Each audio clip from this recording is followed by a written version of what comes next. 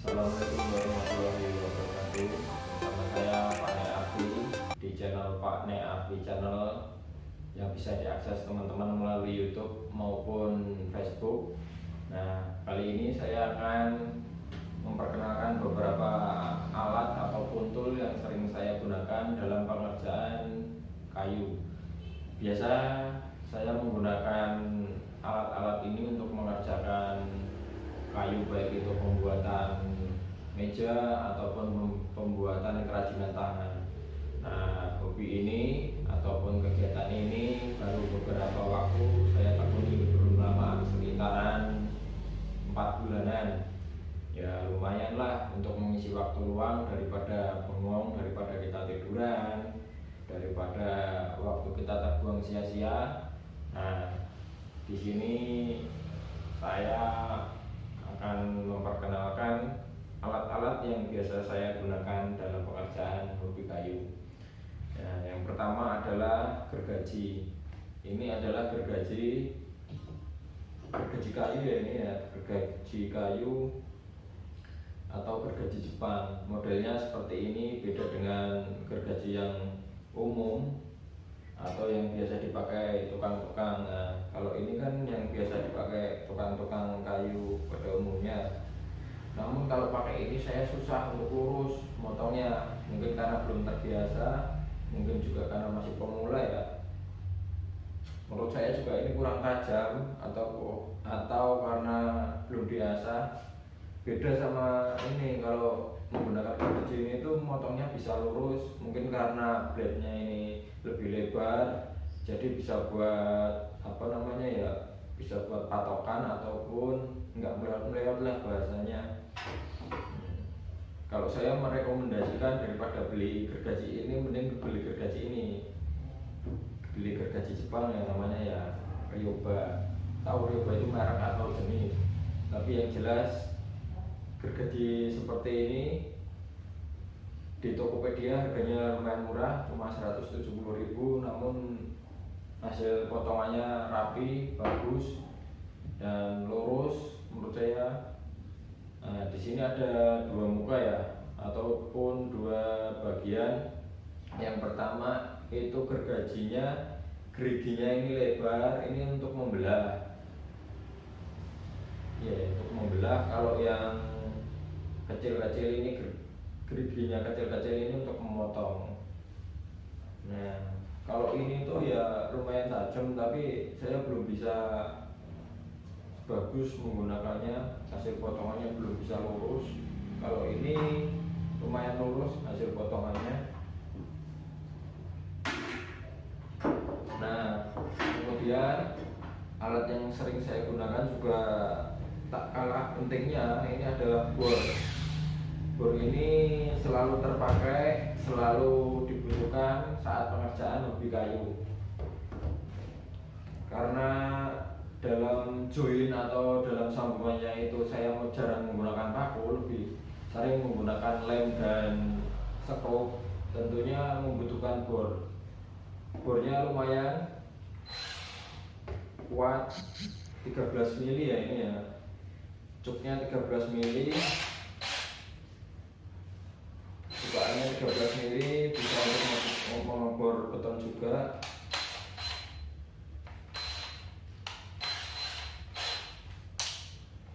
Nah, kalau yang ini bornya bor ramah di kantong, harganya sekitaran 170.000 di Tokopedia, mereknya Xenon.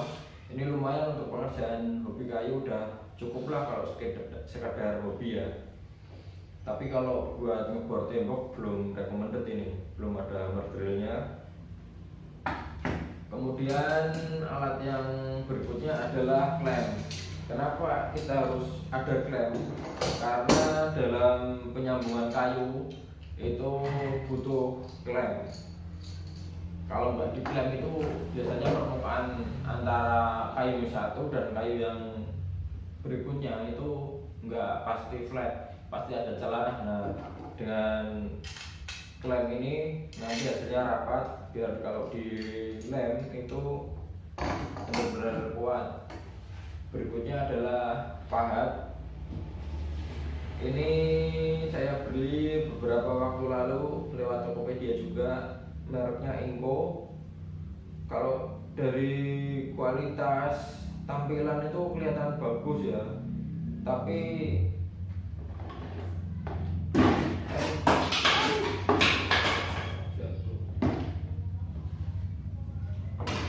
jatuh guys.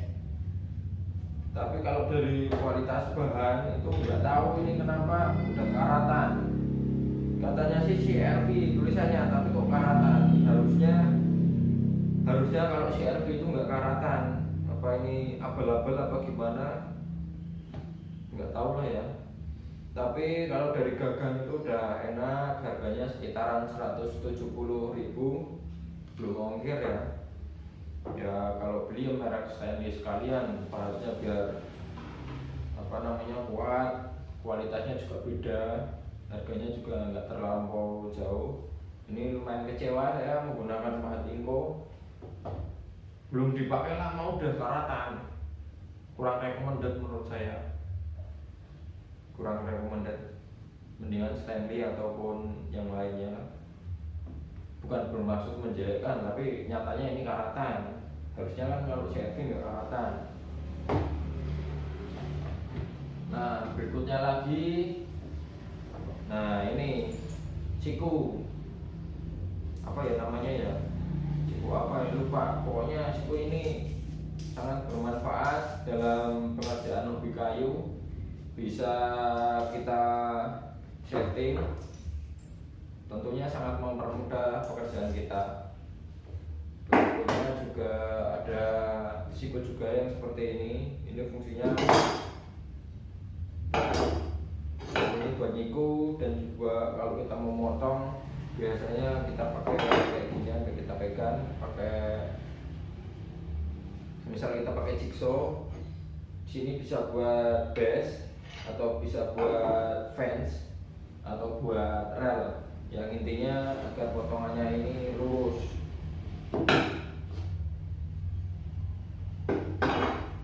Kemudian alat yang berikutnya paku tembak. Nah, ini paku tembak ini pengganti paku manual. Kenapa kita pakai paku tembak? Karena dengan paku tembak itu pekerjaan lebih cepat, lebih simpel. Kalau kita pakai paku manual itu harus pegang dulu pakunya, paku manual kurang recommended. Tapi ya itu masing-masing punya kelebihan. Kalau sekedar join ataupun sambungan yang kecil-kecil nggak begitu kuat ya pakai ini kuat, ditambah lem.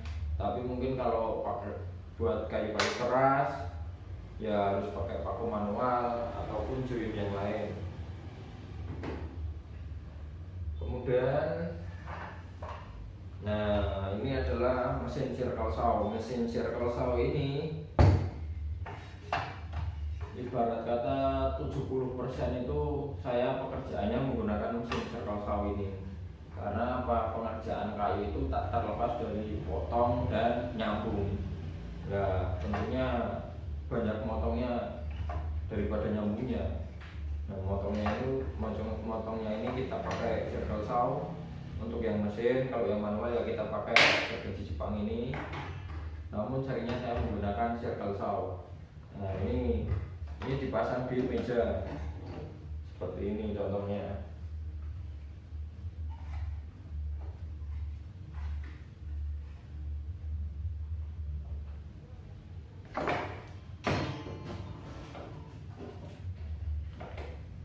Ini yang sudah saya jadiin table saw ya. Ini yang sudah saya jadiin table saw misalnya. Ya punya dua. Nah ini kita kalau potong-potong kayu pakainya circle saw. Kita balikin dulu.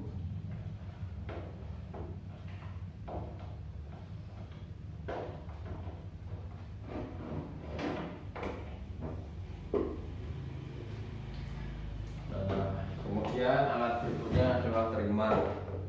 Trimmer ini digunakan untuk membuat profilan ataupun membuat motif pada pinggir-pinggir kayu, misal pinggir-pinggir meja ataupun bagian-bagian yang akan kita profil atau akan kita bentuk sesuai dengan mata kayunya. Nah, berikut adalah contohnya.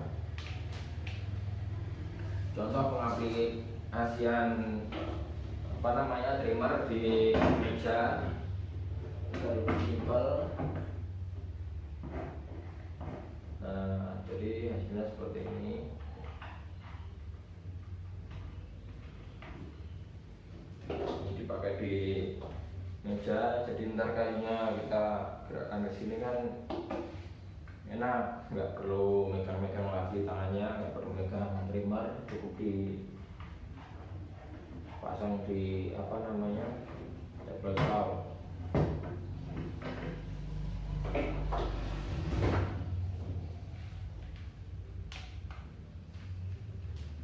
Kita gulung dulu sebentar.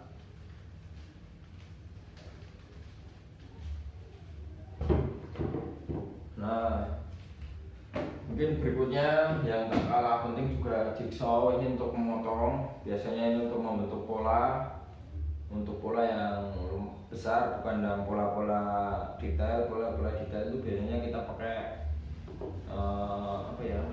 scroll saw, tapi saya belum punya, kita masih pakai jigsaw. Berikutnya adalah mesin amplas. Nah, ini pekerjaan paling lama itu bagian finishing atau bagian ngamplas itu paling lama. Nah, saya merekomendasikan teman-teman kalau mau beli mesin amplas yang ada kotak debu. Nah, ini kotak debunya itu sangat bermanfaat. Kalau pengerjaan amplas nggak pakai kotak debu, itu biasanya kotorannya kemana-mana, tentunya sangat mengganggu kita dalam bekerja, sangat mengganggu lingkungan sekitar juga. Nah, kalau ada kotak debunya ini lumayan menyaring. Kalau dipresentasikan sekitaran 75% itu debunya masuk ke kotak debu ini. Karena di sini ada lubang-lubangnya, sehingga saat muter amplasnya beroperasi itu kesedot ke sini. Nah, yang tak kalah pentingnya adalah mesin serut. Nah, mesin serut sendiri itu fungsinya untuk menyerut permukaan kayu agar hasilnya bagus, agar hasilnya halus, ya diserut. Setelah diserut biasanya kita lakukan amplas. Nah, ini punya teman ini. Ya, mungkin itu saja beberapa tool atau beberapa alat yang sering saya gunakan dalam pengerjaan kayu.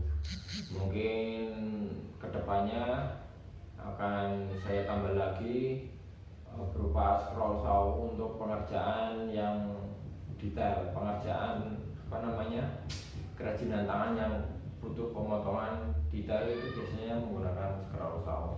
Nah, mungkin itu saja perkenalan alat-alat yang saya gunakan dalam pengerjaan kayu.